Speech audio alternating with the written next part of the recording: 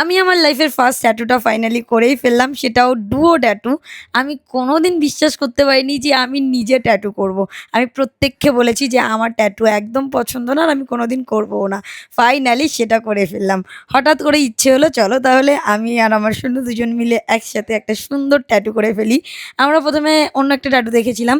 তারপরে দেখলাম এই সাইনটা। এটা বেশ সুন্দর একটা সাইন।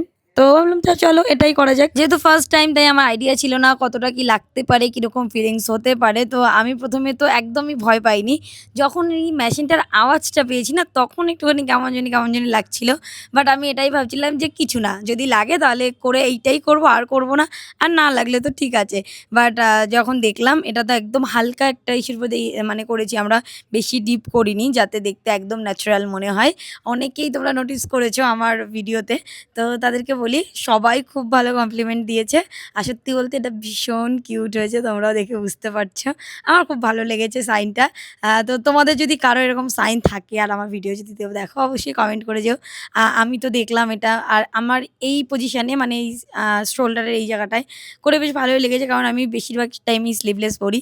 নাও এখন ফাইনালি টাইম এসছে শুনুর আর আমরা দুজনই ফাইনালি এই সুন্দর ট্যাটুটাকে করেই ফেললাম। আর এটা হচ্ছে আমাদের দুজনের ফাইনাল লুক নাও।